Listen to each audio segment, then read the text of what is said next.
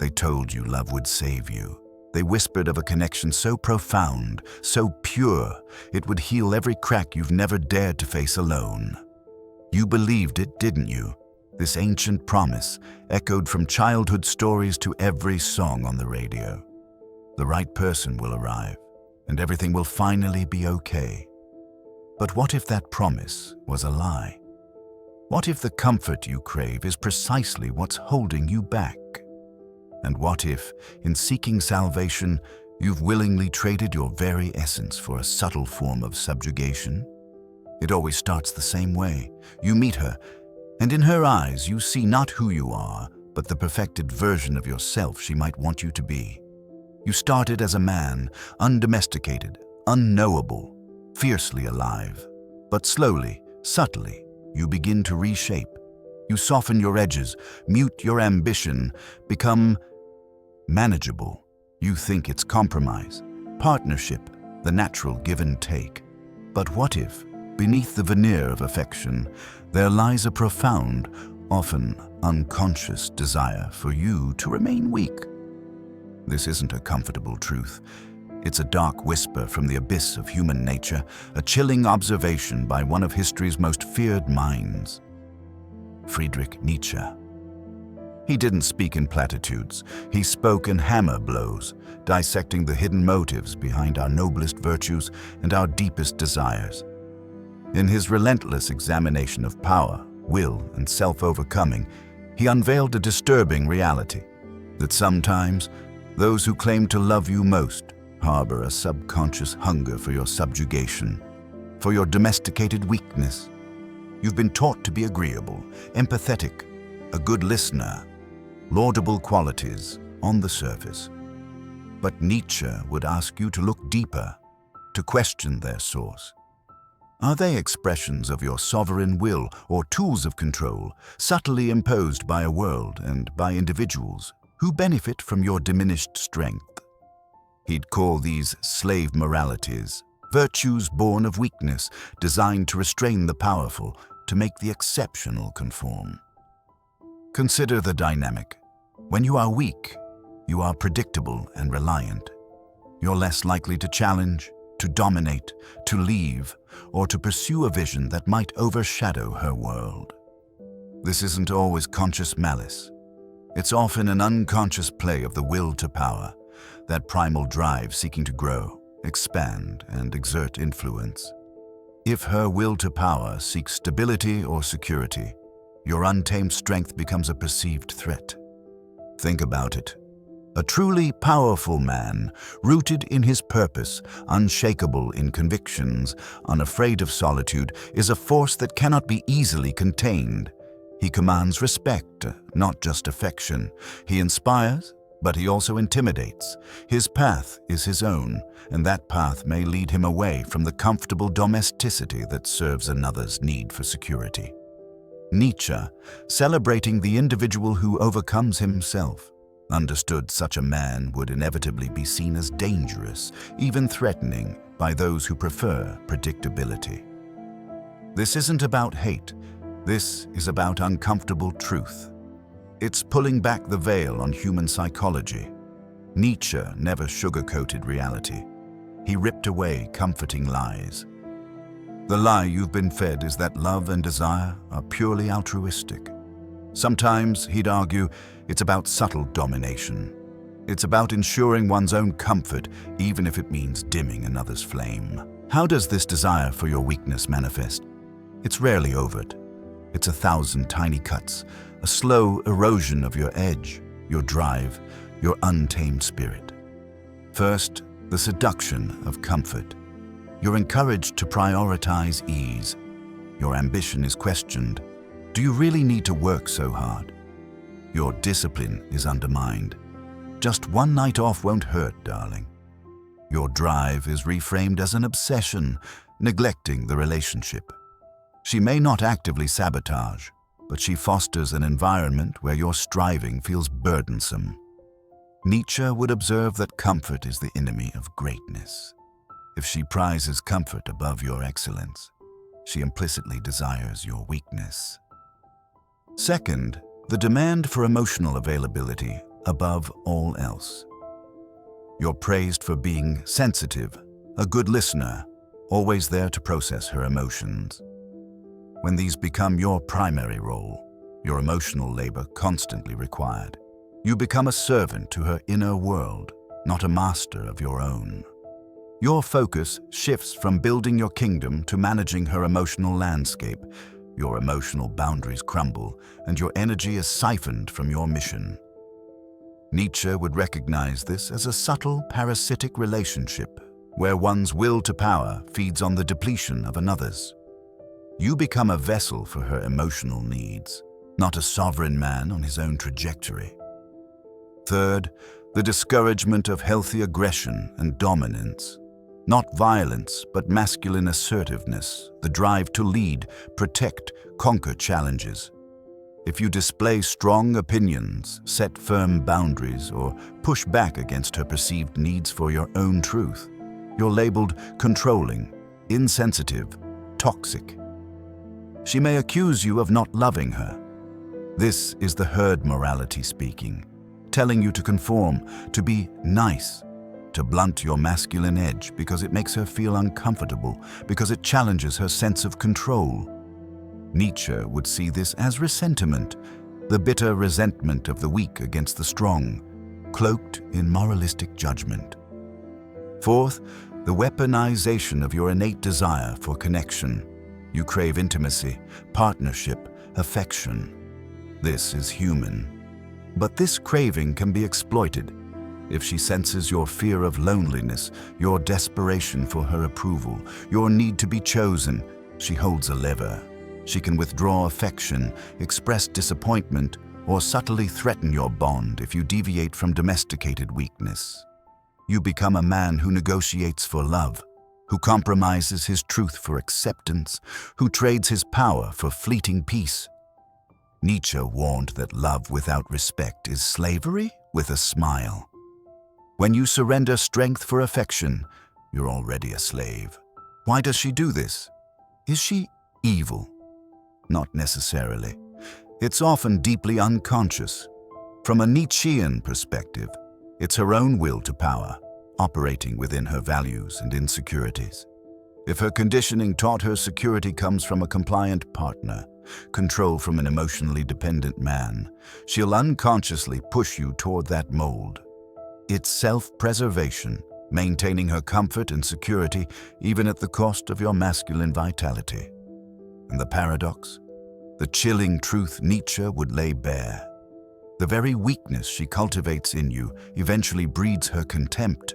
The man who is too agreeable, too available, too easily led, too compliant, eventually ceases to inspire attraction. He becomes a comfort object, a reliable presence, but not a source of admiration or passion. Why? Because the feminine instinct, at its deepest level, isn't drawn to weakness. It's drawn to strength, to purpose, to a man who commands his own destiny, who cannot be fully defined or controlled. The moment you make yourself entirely known, pliable, without boundaries, without backbone, you don't become more lovable. You become invisible, disposable, forgettable. Nietzsche understood this brutal reality. That which does not kill us makes us stronger, but the path to true strength is paved with discomfort, with willingness to stand alone, to forge your own values, to overcome your weaknesses.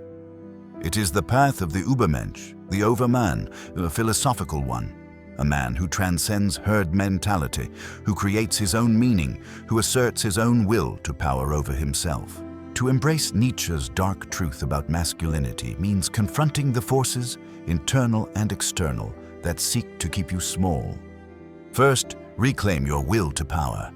Find your authentic purpose, your mission, your singular drive. Prioritize your discipline, growth, self-mastery above all else. When your life centers on your powerful trajectory, you're less susceptible to being pulled off course by others' demands for your subjugation. Your internal compass is strong, making you less likely to orbit another's desires. Second, transvalue your values. Question every should, every good, every nice.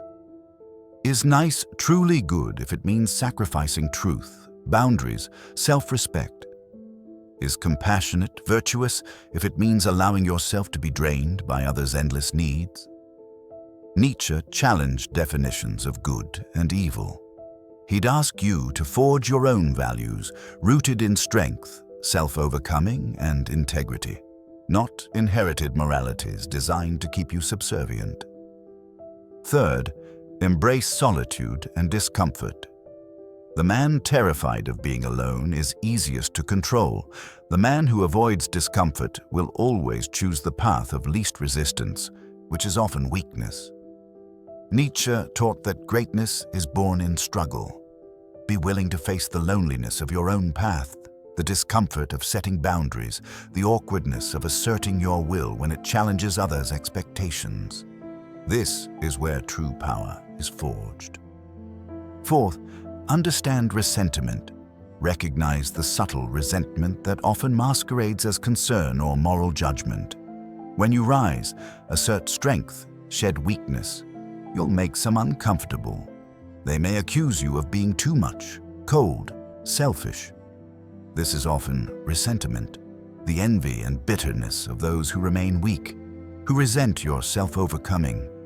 Don't let their discomfort dictate your ascent. The consequences of remaining weak are far more brutal than the temporary discomfort of becoming strong.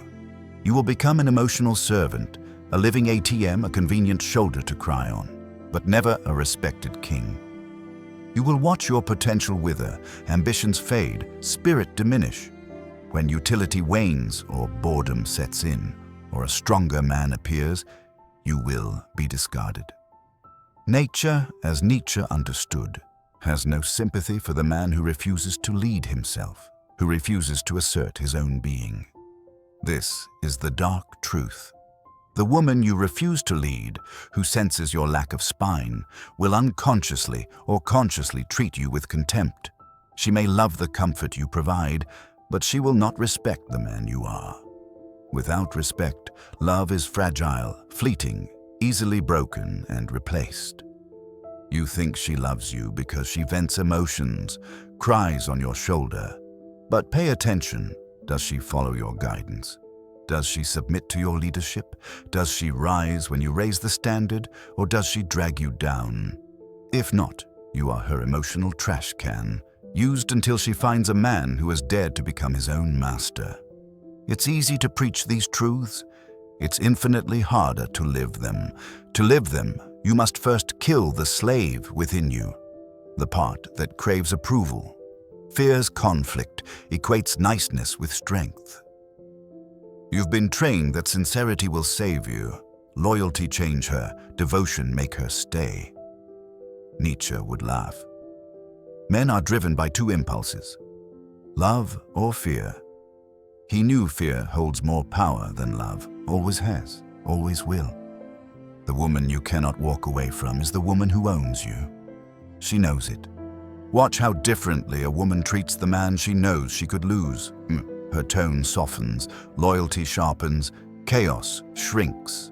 But the man who makes himself endlessly available gets the opposite.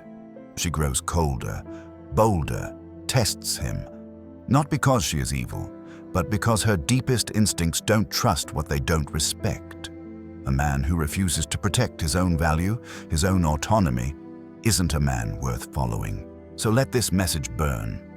Let Nietzsche's dark truth wake you up. You are not a footnote. You are the author of your own story. Your purpose, discipline, self-overcoming, these are your kingdom. A woman is either an asset or a liability. Most men flip this, making the woman their purpose. When she senses this, she loses respect. Women don't trust men who orbit them. They trust men who orbit nothing but their mission, their purpose, their own formidable will. Never choose a woman who cannot thrive in your absence. Want to know who she truly is?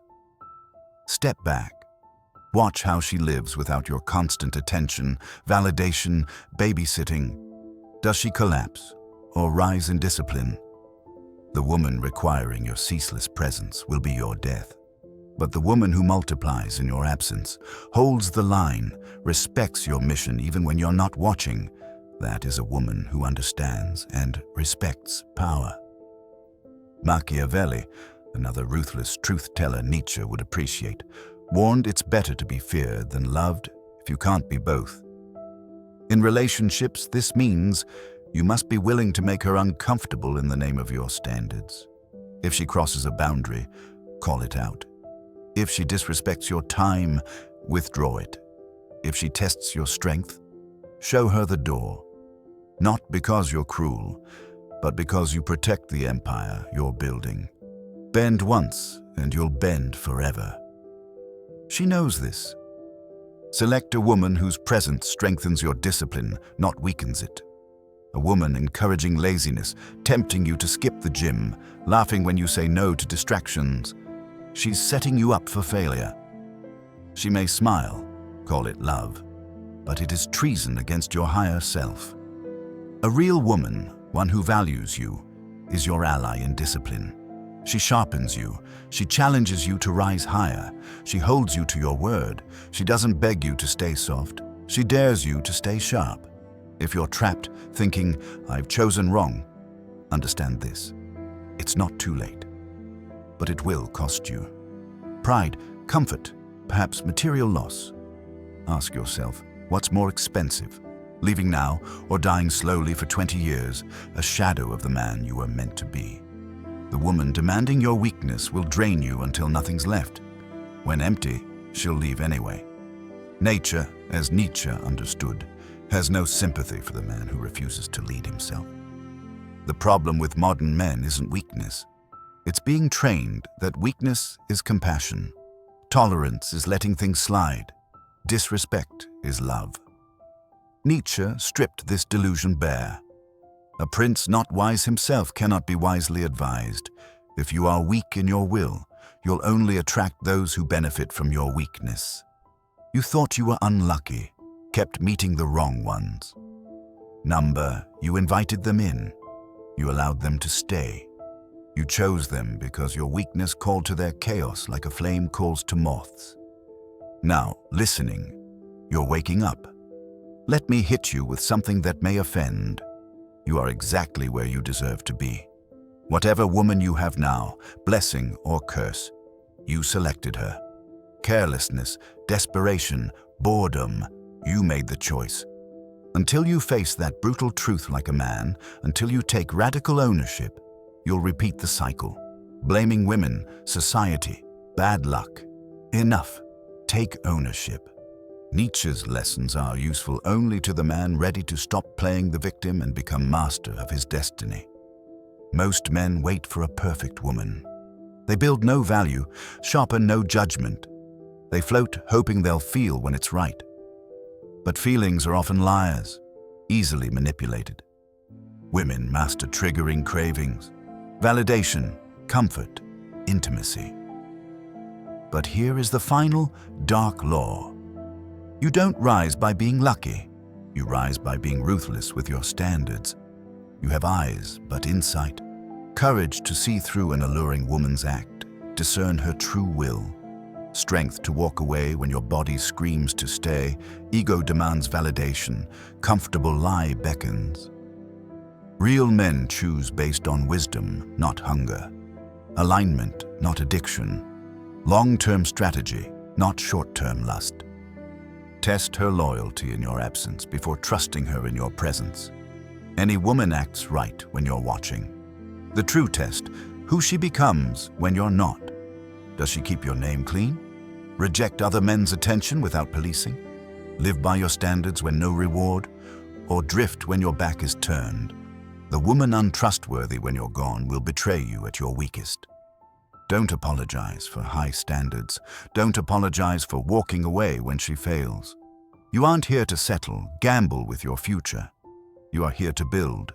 If she can't build with you, she will tear you down. Not evil, but nature's law, the unyielding dance of the will to power, Nietzsche illuminated. Your strong presence exposes her limitations. She'll diminish you or be diminished. The illusion of endless options is a trap. Society says women are everywhere. keep swiping, chasing, lowering standards. Nietzsche knew better.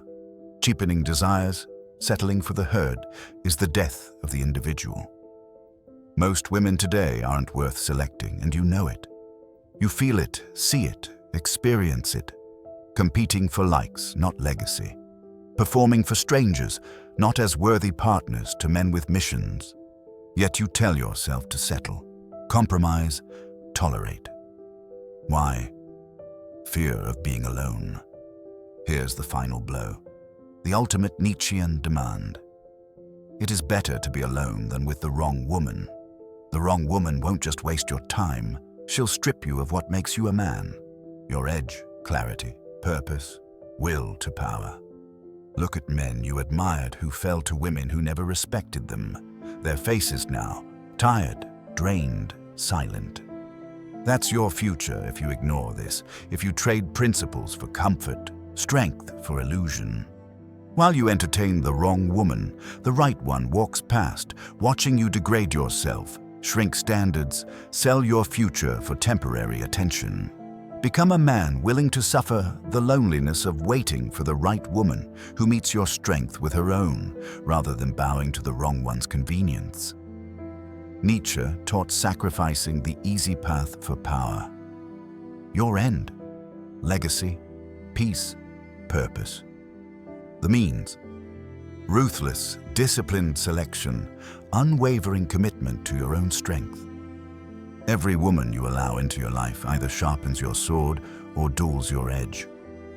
No neutral, no harmless choice. She'll multiply your life or misery. Pour fuel on your fire or drain ambition. Stand fortress-like or tear you apart from within. Not paranoia, brutal truth Nietzsche revealed. Kings fallen not by armies, but by the subtle influence of women they trusted most, who desired their weakness.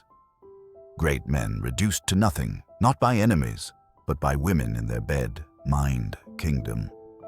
The brutal irony, the woman you failed to choose wisely, allowed to keep you weak, will be the one you spend your life explaining. You'll know you saw signs, heard this message, ignored it. When your kingdom burns, no one saves a man from his own cowardice, his refusal to embrace strength. Nietzsche didn't write for men wanting to be liked.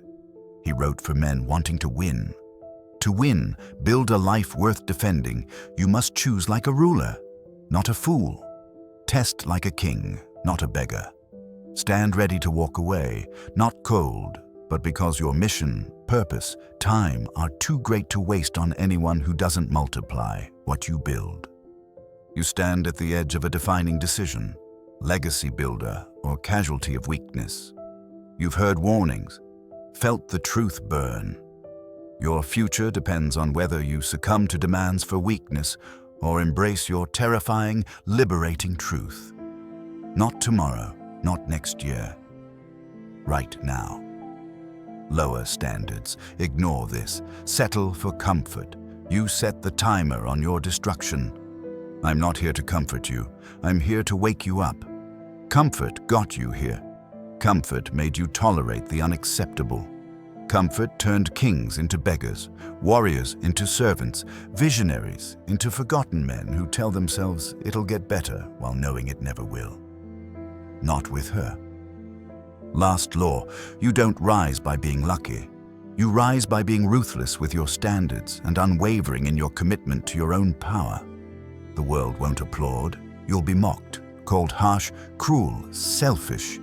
But the man alone, rooted in peace and formidable strength, is richer than the man surrounded by chaos, disguised as love. Make your choice. If this message hit you, if something shifted, if you finally understand what no one else dared tell you, don't scroll away. Take action. Like this video. Share it, subscribe. Support this mission to spread truth to men still asleep. This is a movement, a war for masculinity's future, for reclamation of man's true strength. Those who refuse to wake up will tell stories of what they lost, while you build a life they'll never touch. Make your choice, and make it now.